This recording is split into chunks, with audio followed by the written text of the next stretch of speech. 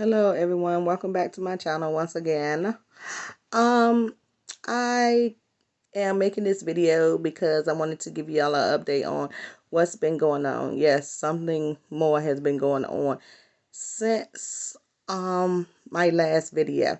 This video, hopefully I can get through without crying, which I don't think I have too many tears left to cry because I'm seeming to be all cried up almost. And so last Monday, I went to EVMS, and then that Wednesday and Thursday, I went to um, the oncologist and my local pulmonologist.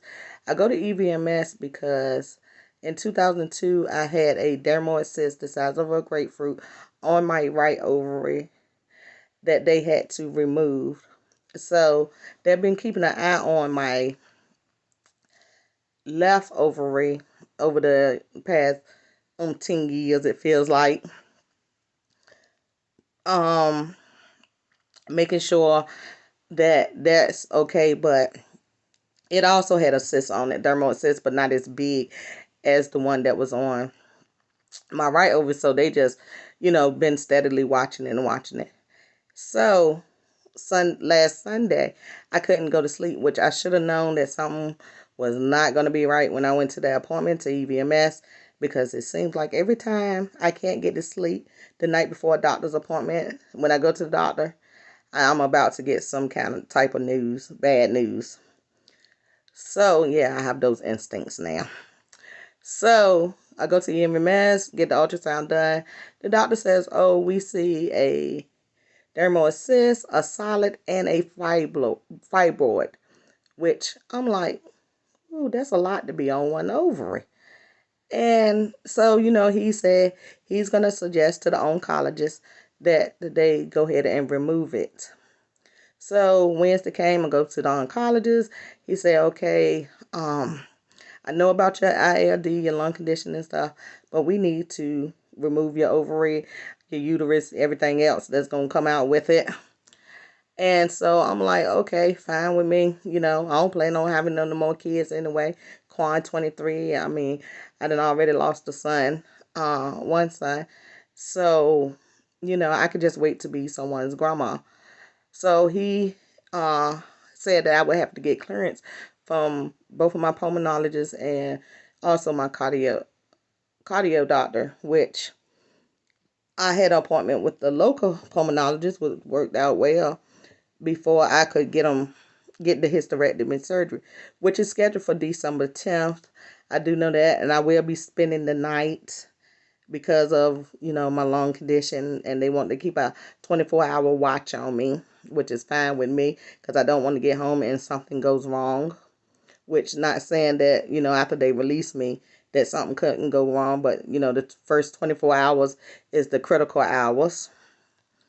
So I head on over to see the pulmonologist. So he asks me, how are things going with UVA? And I began to tell him what's going on, what they said, and you know, um, I told him that I needed to do pulmonary rehab, get a referral for that. So he sent that over so I can get started on that, and whatnot, which I started next week, I believe, or the week after. Got so many appointments, I can't keep up with all of them. And so, not in my head anyway. So anyway, he talked a little bit about the pulmonary artery, which they call pulmonary hypertension and everything. So, we talked about that, and, he said he want to try to get me through these surgeries as fast as I can, because basically I need 4 surgeries. The hysterectomy, I need the lung and the weight loss surgery, and also I need a cornea transplant, which most people probably be like, she need a cornea transplant too? She got a lot going on that body, which I do.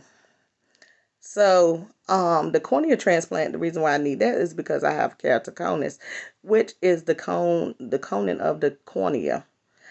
And legally, I am blind in that eye. It's like 800. But I have an appointment on the 24th to see how far it has progressed now. Because I could have got the surgery last year, but I kind of like chickened out because I wanted to try the contacts that they have for this eye disease, which is not like the basic contacts that you'll just pop in your eyes. This one you have to do steps to be able to do it. And so it takes about 20 minutes. You know, it may take some people a little less, but me, it takes me about 20 minutes to do it. And if you don't do it right, you got to take it out and put it back in again. And so now I have decided to just go ahead and get the cornea transplant because I feel like when I'm driving at night, I'm putting extra strain on my eye. And it's, getting to the point where if I put too much strain, I feel like it's just going to go completely blind. But it's just blurriness. And most people ask me, how do I drive at night? To be honest, how I drive it at night is I memorize the roads that I take, like in the daytime, so that at nighttime I can remember, how they swerve and if they straight or when to turn, when not to turn. And I know that's kind of crazy, but that's just me. That's how I drive at nighttime. Now, driving at nighttime in the rain with this eye condition is very impossible at times for me to do. So I really don't like to drive at night in the rain. So those are the 4 surgeries I have to have. I also have to have a procedure on my right leg, which I got done on my left leg in October. So I don't know. I'm probably going to have to put off the procedure on my right leg just for a little bit because it's not like something really major that I need or whatever. So today I get a call from my pulmonologist at UVA.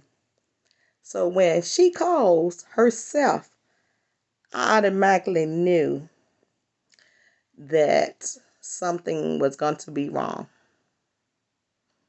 So she says that she took my case to the board, to the medical board, and they discussed my case and, trying to figure out what I have or, might think I have or, with the ILD. And she said I had something called nipshit. I'm not cussing, but nipshit. And I think I'm saying it right. Might be saying it wrong. Along with a little bit of sarcoidosis, but they're not too sure about the sarcoidosis.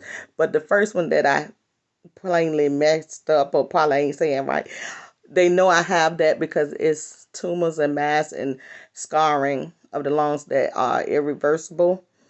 So they basically is like on a crunch time, she says. She's gonna start me on a new pill to try to slow the progression of it down, and hopefully she's thinking that it may work, but she's not 100% sure. So I have to get blood work in like 2 weeks once I start the medicine and see if it's doing anything. And then when I go back to her in January, I do my PFT again and 6-minute walk, and it'll be able to show her if it's slowing it down again. So she told me that my lung function is, you would never guess, 30%, which is stage 3.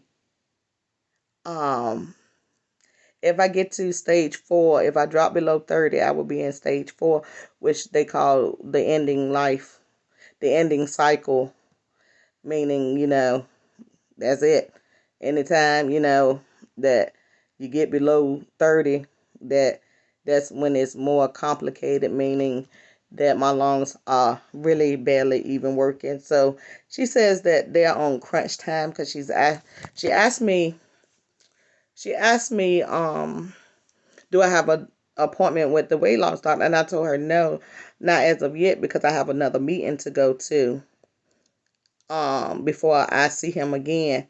And I told her it was like next week. And so she wants to try to find out which surgery he wants to do so they can do a plan of action on if they have to keep me under really long, and pulmonology has to be there too and everything.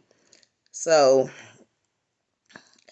it's scary, and I did cry some, and crying once again, almost eased my backbone, comforted me and told me, Mom, we got this, we gonna do it, and you gonna be good. um you strong, and I was like, yeah. I said, but it just seemed to get to you when you got so much thrown at you at one time. And the gospel song says, I'm going through, and I'm really going through. And I told my local pulmonologist that I got so much on my plate that I'm usually using hefty plates, but now it seemed like I got to switch over to Dixie plates because they seem a lot more stronger than the hefty plates with everything that's going on. So everyone is like working together as a team, which is good. So, for the better grace of God to help me, be able to stay here even longer. And I really do wish that they could have found this out earlier, and not seem like I have to rush now and try to get everything done. And I know that it's really hard for my mom to see both of her children having to need both of them having to need a transplant. My brother needs a kidney transplant, and I need a lung transplant. And I know it's kind of hard on her, but she has been a big trooper and supportive, like never before. She's always supported us, but when something like this is going on with your children, it changes your whole, way of thinking, and how emotional you can be. I don't know if she cries when she's alone and thinking about, what her children are going through and everything. But I love my mom dearly for always being there and always going with me to every procedure, every surgery. Most people, they wouldn't even believe how many surgeries and procedures that I've been through. My brother Mike said he lost count once I got to 22. So I'm somewhere over 30 surgeries and procedures altogether. And I have, like, if I wanted to, I could write a book on all the surgeries and everything that has happened to me. And I'm truly blessed to be able to say that I've been able to pull through them. Sometimes not as fast as I like to bounce back. Because Mike always say, well, by your third day, you'll be fine and everything. And usually by my third day, I am fine. I'm up, moving around. I can't just sit and lay down. I have to be up and moving. Also, as my cousin Melvin said, I got that Morris blood running through me. So we strong, and that we are. And I just try my best each and every day to keep pushing forward and don't look back. And hopefully my journey with all of this will be well worth it. At the end, I will have, new lungs, or done got some of this weight off of me, a new cornea, you know what I'm saying? Not having to worry about, uh, having any ultrasounds to check on the ovary to make sure, it ain't got anything else wrong with it. So basically, I would probably be like the bionic woman. I always told my mom that I wanted to have a body transplant. And at this rate, it seems like I'm about to have one. There are so many things that are going to take place in this body. And I do want y'all to continue to pray for me as I continue on this journey that has so many twists and turns, up and downs, back and forth going on. And I will surely keep you all up to date with the latest of what's going on. Thank you again. And also, please don't forget to hit that like, subscribe, and that notification key, so you'll be able to know when the next time a new video has posted. Thank you.